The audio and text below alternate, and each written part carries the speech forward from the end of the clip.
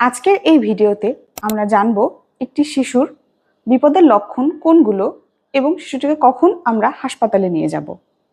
একটি শিশুর এই পৃথিবীতে আগমন মানেই যেন একটি নতুন অধ্যায়ের সূচনা।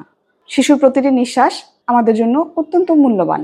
এই নিঃশ্বাসই আমাদেরকে কখনো কখনো শিশুর বিপদের সংকেত দেয়, যা আমরা কখনো বুঝতে পারি না বা বুঝতে আমাদের দেরি হয়ে যায়।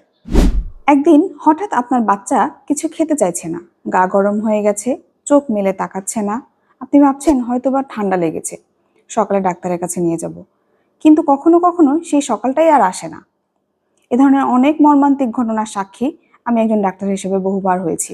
অনেক সময় মা বাবারা বুঝতেই পারেন না কোন লক্ষণগুলো ডেঞ্জার সাইন, মানে কোনগুলো দেখলে তাৎক্ষণিকভাবে হাসপাতালে নিতে হবে, আর একটু দেরি করাও যাবে না।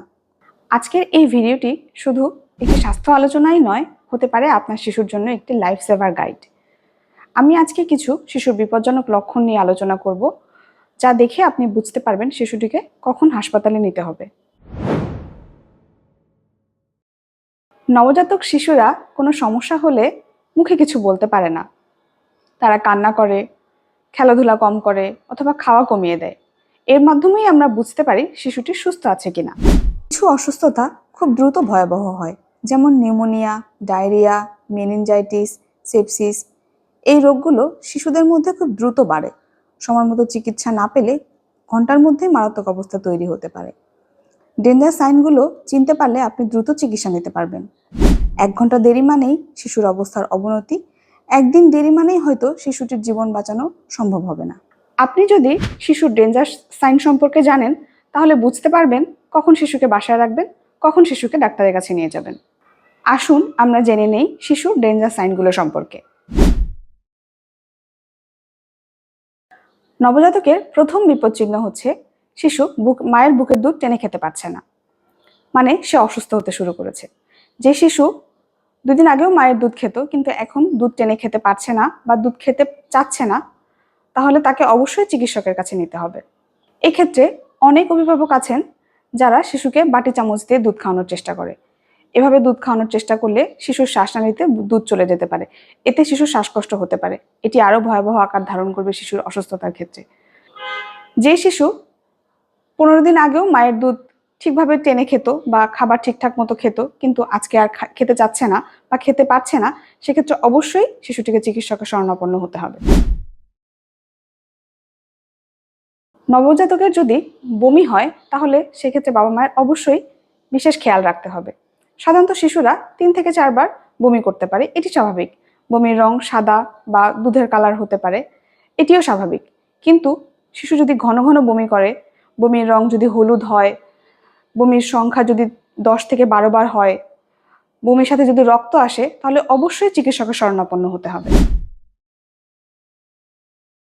আমরা সাধারণত হাত পা জোরে ঝাঁকানোকে খিঁচুনি বুঝি। শিশুর হাত পা জোরে ঝাঁকুনি দিয়েও খিঁচুনি হতে পারে, সাথে চোখ উল্টিয়েও খিঁচুনি হতে পারে।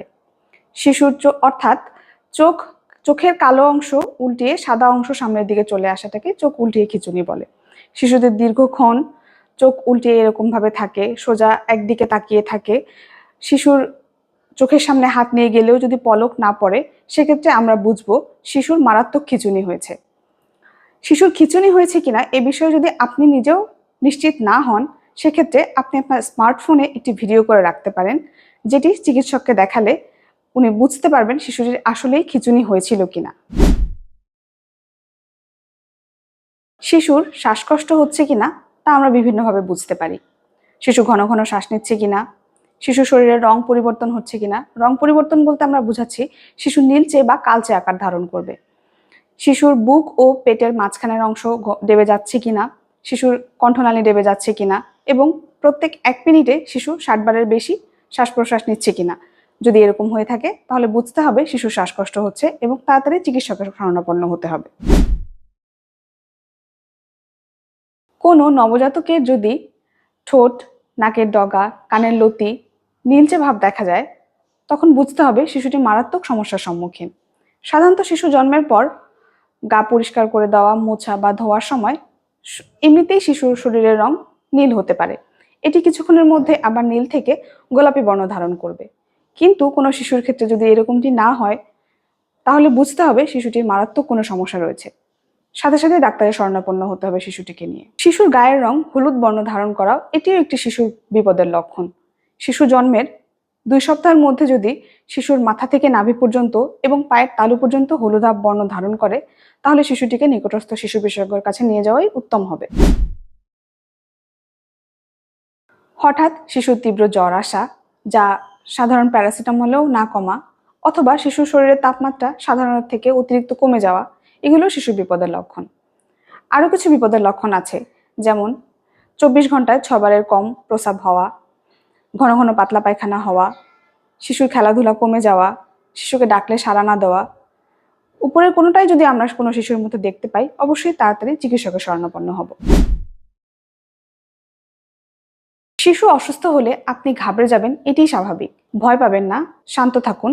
সঠিক সময়ে সঠিক সিদ্ধান্ত আপনাকেই নিতে হবে, কারণ দেরি মানেই শিশুর ঝুঁকি। ঘরোয়া চিকিৎসা বা নিজে নিজে ওষুধ দেওয়া থেকে বিরত থাকুন। অ্যান্টিবায়োটিক বা ঘুমের ওষুধ কখনোই নিজে দিবেন না।